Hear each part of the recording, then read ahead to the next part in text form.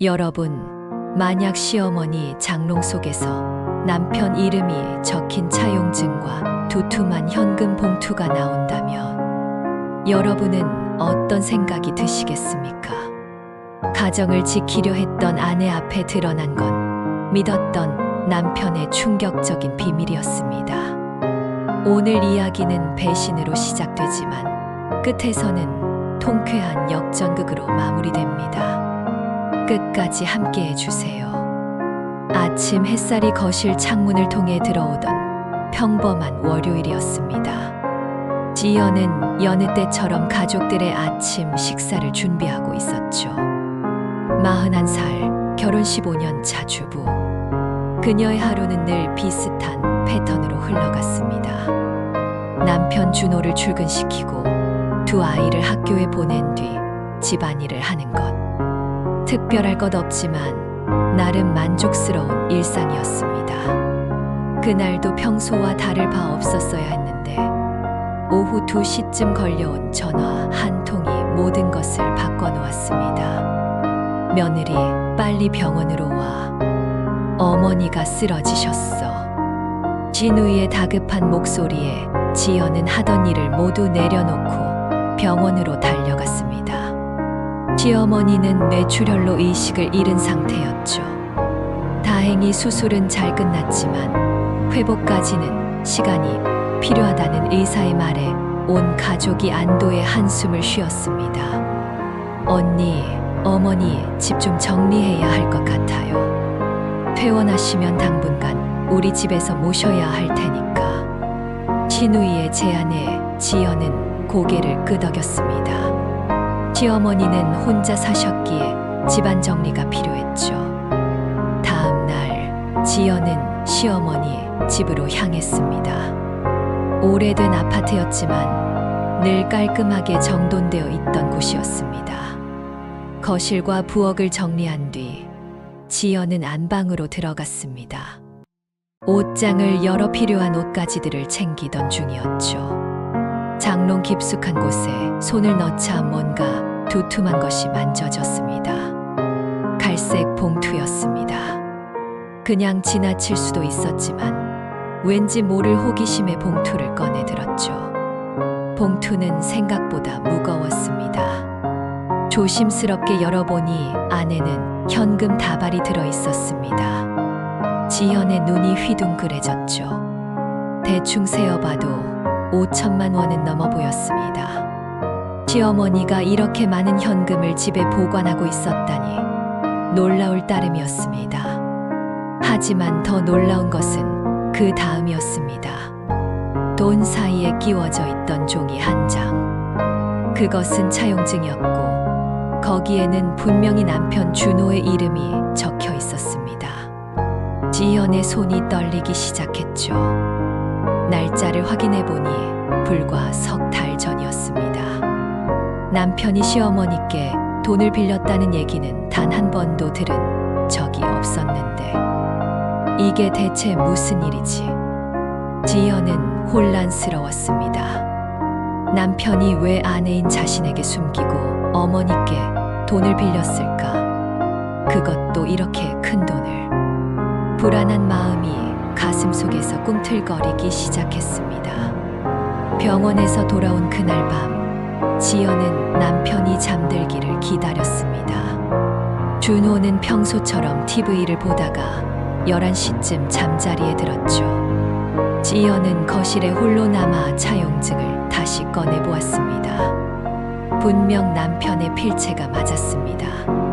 금액은 정확히 5천만 원. 그리고 용도란에는 사업자금이라고 적혀 있었죠.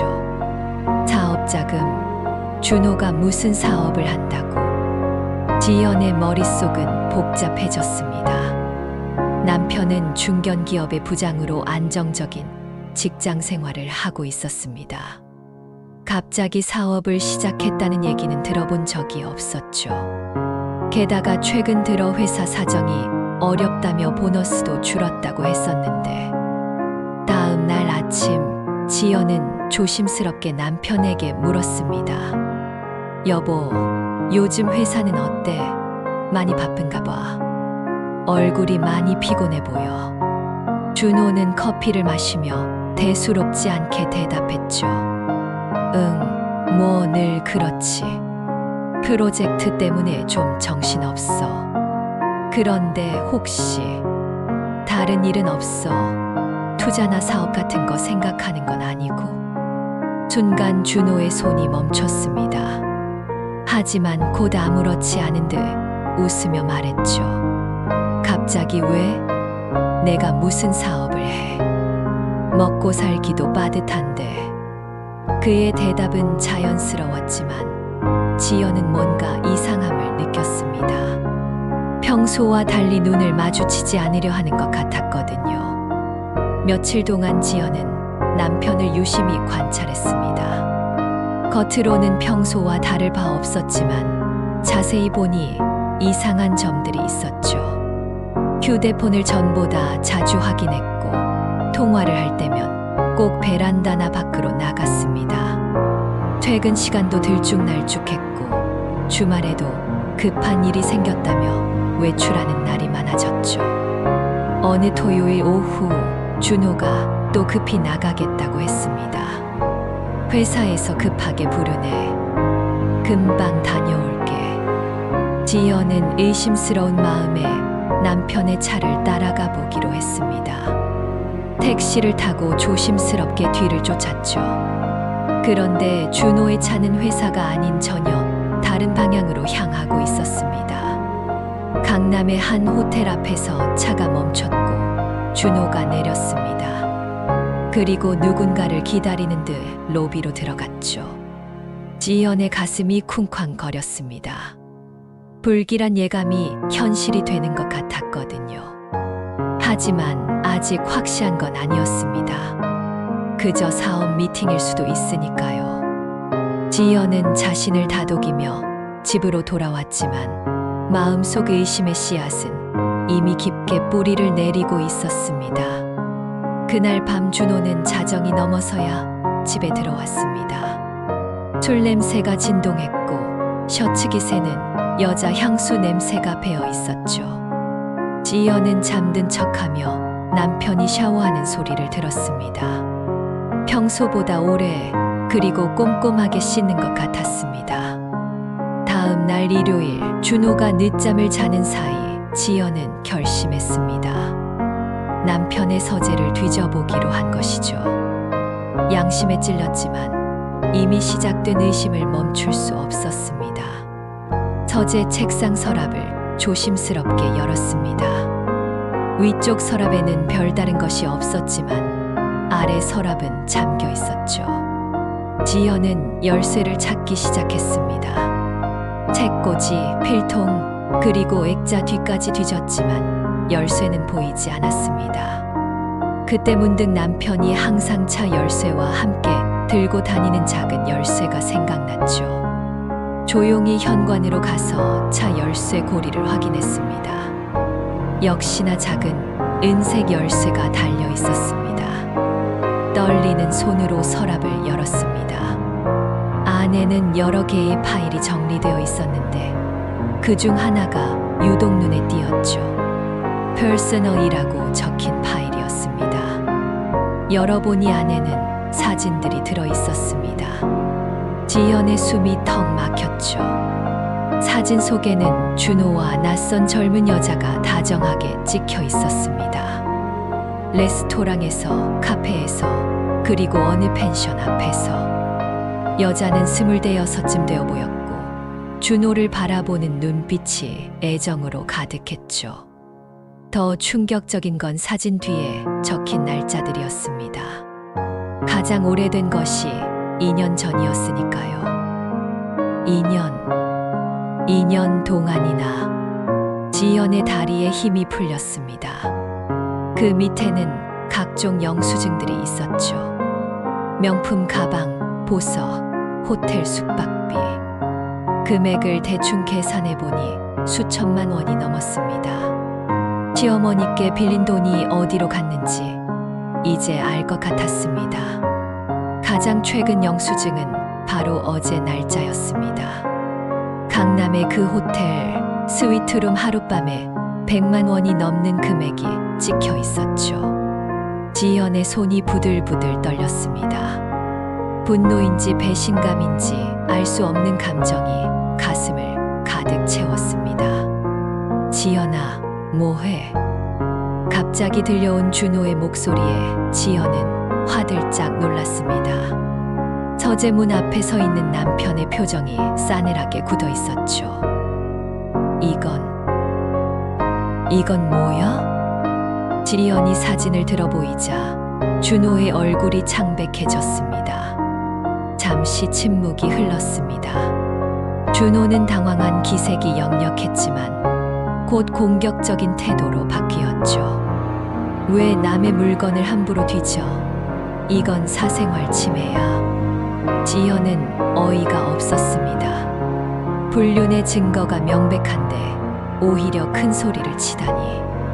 사생활, 당신이 바람피운 게 사생활이야. 그리고 이 돈은 뭐야? 어머니께 빌린 5천만 원, 이 여자한테 다 쓴 거야. 준호는 잠시 말을 잃었다가 변명하기 시작했습니다. 그건 사업 파트너야. 투자자를 만나려면 어느 정도 관리가 필요한 거라고. 사업 파트너, 2년 동안이나 호텔 스위트룸에서 사업 미팅을 한다고. 지연의 목소리가 점점 높아졌습니다. 준호는 더 이상 변명할 수 없다는 걸 알았는지 태도를 바꿨죠. 그래, 맞아. 내가 다른 여자를 만났어. 그런데 그게 뭐가 그렇게 큰일이야? 남자들 다 그래. 너도 살림하느라 바빠서 나한테 신경도 안 쓰잖아. 믿을 수 없는 말이었습니다. 자신의 잘못을 지연에게 떠넘기려 하다니. 내가 당신한테 신경을 안 써. 15년 동안 당신 뒷바라지하고 아이들 키우느라 내 인생을 바쳤는데 그건 내가 선택한 거잖아. 나도 숨이 막혔어. 매일 같은 일상, 재미없는 대화. 수진이는 나를 이해해줘. 젊고 밝고. 수진, 그 여자 이름이 수진이야. 준호는 실수했다는 표정을 지었지만 이미 늦었죠. 지연은 깊은 한숨을 쉬었습니다. 어머니는 아시는 거야? 당신이 그 돈으로 다른 여자를 만나는 거. 어머니는 모르셔. 그리고 앞으로도 모르실 거야. 내가 말하면 어머니가 얼마나 충격받으실지 알잖아. 준호는 비열하게도 시어머니를 방패로 삼으려 했습니다. 지연은 남편이 이토록 뻔뻔한 사람인지 처음 알았죠. 그 돈은 언제 갚을 거야? 곧 갚을 거야. 회사에서 승진하면 연봉도 오르고.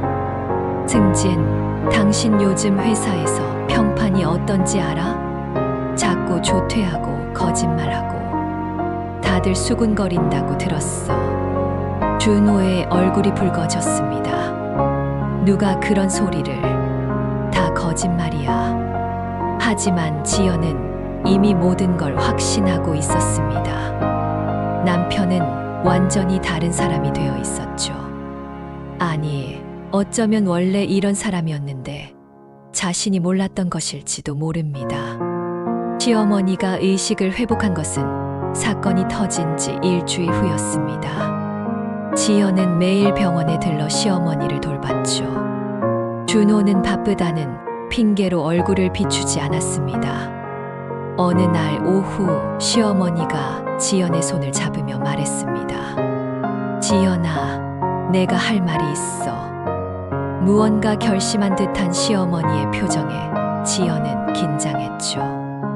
어머니, 무슨 말씀이세요? 준호, 그 녀석. 내가 다 알고 있어. 다른 여자 만나는 거. 지연은 깜짝 놀랐습니다. 시어머니가 이미 알고 계셨다니. 어머니가 어떻게. 시어머니의 눈가에 눈물이 맺혔습니다. 작년에 우연히 봤어. 백화점에서 젊은 여자랑 팔짱 끼고 다니는 걸. 처음엔 내 눈을 의심했지.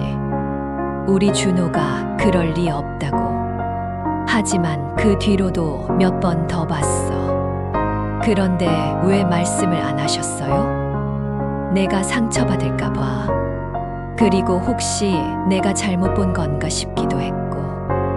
그런데 석 달 전에 준호가 찾아왔어. 급하게 돈이 필요하다고. 사업 자금이라고 했지만 난 알았어. 그 여자한테 쓸 돈이라는 걸. 지연의 가슴이 먹먹해졌습니다. 그런데도 돈을 빌려주신 거예요. 그래, 바보같이. 혹시 그 돈으로 정신을 차릴까 싶었어. 마지막 기회를 준 셈이지. 하지만 그 뒤로도 달라진 건 없더구나. 시어머니는 한숨을 쉬었습니다. 그 여자가 누군지도 알아. 준호 회사 후배라던데. 김수진이라고. 28살이래. 준호가 그 여자 집 보증금도 대줬다는 소문을 들었어. 지연은 충격의 말을 잊지 못했습니다. 남편이 다른 여자의 집까지 구해줬다니. 며느리, 미안해. 내 아들이지만 정말 못된 놈이야. 내가 얼마나 좋은 며느리인데. 15년 동안 고생만 시키고. 시어머니는 울음을 터뜨렸습니다. 지현도 함께 울었죠. 배신감과 분노, 그리고 서러움이 뒤섞여 가슴이 터질 것 같았습니다. 어머니, 이제 어떻게 해야 할까요? 내가 결정해. 내가 뭐라 할 자격은 없어. 다만 너와 아이들이 행복했으면 좋겠어. 준호, 그 놈은 이제 내 아들이 아니야. 시어머니의 단호한 말에 지연은 놀랐습니다. 하지만 동시에 위로가 되었죠. 적어도 시어머니는 자신의 편이라는 것이 고마웠습니다. 병원에서 돌아온 지연은 결심했습니다. 더 정확한 증거를 찾기로 한 것이죠. 변호사를 만나 상담을 받았더니 불륜의 증거가 확실해야 유리하다고 했습니다. 또한 재산 은닉 여부도 확인해야 한다고 조언했죠. 지연은 먼저 은행을 찾아갔습니다. 남편과 공동 명의로 된 통장들을 확인했는데 잔고가 예상보다 훨씬 적었습니다. 최근 몇 달간 큰돈이 계속 빠져나간 흔적이 있었죠. 그런데 더 놀라운 건 남편 개인 명의의 계좌가 따로 있다는 사실이었습니다. 이 계좌는 작년에 개설됐네요. 그런데 잔고가 거의 없습니다. 입금됐다가 바로 출금되는 패턴이 반복되고 있어요. 은행 직원의 설명을 들으며 지연은 직감했습니다. 준호가 월급의 일부를 빼돌려 다른 곳에 쓰고 있다는 것을. 출금 내역을 자세히 보니 대부분 현금 인출이거나 특정 계좌로의 이체였습니다. 그 계좌의 예금주는 역시나 김수진이었죠. 매달 300만 원씩 이체되고 있네요. 정기적으로요. 지연은 치가 떨렸습니다. 자신과 아이들 생활비는 줄이면서 다른 여자에게는 매달 거액을 보내고 있었다니. 다음으로 준호가 자주 가는 카드 사용 내역을 확인했습니다. 고급 레스토랑, 호텔, 백화점. 한 달 사용액이 1,000만 원이 넘는 달도 있었죠. 그동안 가계부를 쓰며 아끼고 또 아꼈던 자신이 바보처럼 느껴졌습니다. 이혼할 때 이 자료들이 도움이 될까요? 변호사는 고개를 끄덕였습니다. 충분합니다. 특히 시어머님의 증언까지 있다면 더욱 유리하죠. 위자료도 상당액 받을 수 있을 겁니다. 지연은 집으로 돌아와 차분히 서류를 정리했습니다. 통장 내역, 카드 사용 명세서, 사진들. 모든 증거를 파일에 넣어 보관했죠.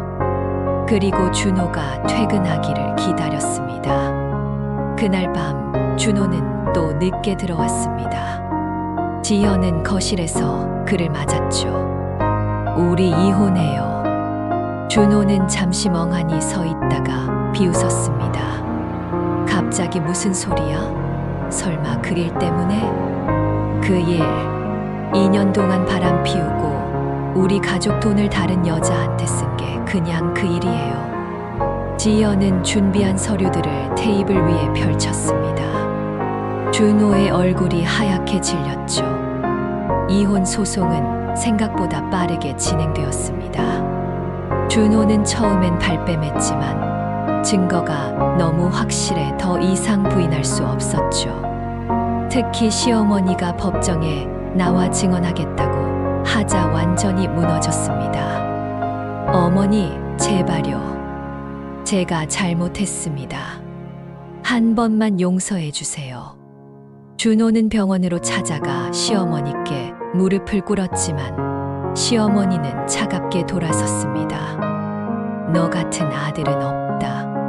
지연이와 아이들에게 한 짓을 생각하면 내가 내 아들인 게 부끄럽다. 결국 준호는 재산 분할과 위자료 지급에 합의했습니다. 집은 지연과 아이들에게 돌아갔고 준호는 적지 않은 위자료를 매달 지급하기로 했죠. 또한 시어머니께 빌린 돈도 전액 상환하기로 약속했습니다. 재판이 끝나던 날 준호의 불륜 상대인 김수진이 법원 앞에서 기다리고 있었습니다. 하지만 그녀의 표정은 밝지 않았죠. 준호가 거액의 위자료를 물게 되면서 자신에게 쓸 돈이 없어진 것을 알았기 때문입니다. 오빠, 이제 어떻게 하는 거예요? 우리 약속은? 준호는 대답 대신 그녀를 지나쳐 걸어갔습니다. 김수진은 뒤에서 소리쳤지만 준호는 돌아보지 않았죠. 결국 그에게 김수진도 그저 유흥의 대상이었을 뿐이었습니다. 지연은 그 광경을 멀리서 지켜보았습니다. 복수심에 통쾌해야 했지만 오히려 허무했죠. 15년의 결혼 생활이 이렇게 끝나다니. 하지만 후회는 없었습니다. 적어도 아이들에게 거짓된 가정을 보여주지 않아도 된다는 것이 다행이었으니까요. 집으로 돌아온 지연을 아이들이 맞이했습니다. 엄마, 괜찮아? 큰아이가 걱정스럽게 물었습니다. 지연은 아이들을 꼭 안아주었죠. 엄마는 괜찮아. 이제부터는 우리끼리 더 행복하게 살 거야. 작은아이가 엄마의 손을 잡았습니다. 엄마, 아빠 없어도 우리는 엄마만 있으면 돼요. 아이들의 말에 지연은 눈물이 났습니다. 하지만 이번엔 슬픔의 눈물이 아니라 감사와 안도의 눈물이었죠. 시어머니도 퇴원 후 한동안 지연의 집에서 함께 지냈습니다. 며느리와 손주들을 돌보며 마음의 상처를 치유했죠. 지연아, 정말 고마워. 내가 내 며느리여서 다행이야. 어머니야말로 제 편이 되어주셔서 감사해요. 두 사람은 서로를 위로하며 새로운 가족의 의미를 찾아갔습니다. 1년이 흘렀습니다. 지연은 새로운 직장을 구했고 아이들도 잘 적응하며 지냈죠. 준호는 회사에서도 불륜 사실이 알려져 결국 퇴사했다는 소문이 들려왔습니다. 김수진과도 헤어졌다고 했죠. 자업자득이었습니다. 어느 봄날 지연은 시어머니와 함께 차를 마시고 있었습니다. 창밖으로 벚꽃이 흐드러지게 피어 있었죠. 지연아, 요즘 표정이 많이 밝아졌구나. 네, 어머니. 이제야 제 삶을 찾은 것 같아요. 시어머니가 지연의 손을 잡았습니다. 처음엔 내 아들 때문에 내가 고생하는 게 너무 미안했어. 하지만 지금은 오히려 이렇게 된 게 다행이라고 생각해. 너와 아이들이 더 이상 거짓된 행복 속에 살지 않아도 되니까. 지연은 고개를 끄덕였습니다. 맞아요. 그때는 정말 힘들었지만 돌이켜보면 전화위복이 된 것 같아요. 진실을 알게 되어서 오히려 자유로워졌달까요. 두 사람은 미소를 지었습니다. 상처는 아직 완전히 아물지 않았지만 시간이 지나면 괜찮아질 거라는 걸 알았죠. 지연의 핸드폰이 울렸습니다.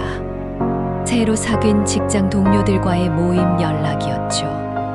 밝은 목소리로 통화하는 지연을 보며 시어머니는 흐뭇하게 웃었습니다. 엄마, 할머니, 저녁 준비됐어요. 아이들이 부엌에서 소리쳤습니다. 요즘 아이들은 엄마를 돕겠다며 요리를 배우기 시작했죠. 서툴지만 정성스럽게 만든 저녁상이 차려졌습니다. 우와, 정말 맛있겠다. 지연이 감탄하자 아이들이 뿌듯해했습니다. 내 식구가 둘러앉은 식탁은 따뜻했습니다. 준호가 있을 때보다 오히려 더 화목한 분위기였죠. 식사를 마치고 지연은 일기를 썼습니다. 마지막 문장을 적으며 깊은 한숨을 내쉬었죠. 가족을 배신한 사람은 떠나갔지만 진짜 가족은 끝까지 곁에 남는다. 피는 물보다 진하다고 했지만 진정한 가족은 혈연이 아니라 서로를 위하는 마음으로 만들어진다. 시어머니는 이제 나의 진짜 어머니가 되었고 우리는 더 단단한 가족이 되었다. 창밖에 달이 밝게 빛나고 있었습니다. 지연은 창문을 열고 시원한 봄바람을 맞았죠. 상처는 사람을 더 강하게 만든다고 했던가요. 배신의 아픔을 겪었지만 그녀는 더 단단해졌습니다. 그리고 무엇보다 중요한 것을 깨달았죠. 진정한 사랑과 신뢰가 무엇인지, 그리고 진짜 가족의 의미가 무엇인지를. 배신으로 무너진 가정이었지만 결국 진짜 가족은 끝까지 서로를 지켜주었습니다. 여러분은 만약 이런 상황이었다면 어떻게 하셨을까요? 댓글로 여러분의 생각을 들려주세요.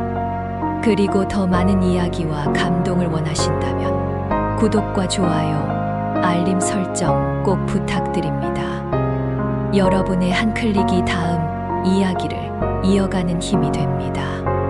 지금까지 드라마 힐링 극장이었습니다.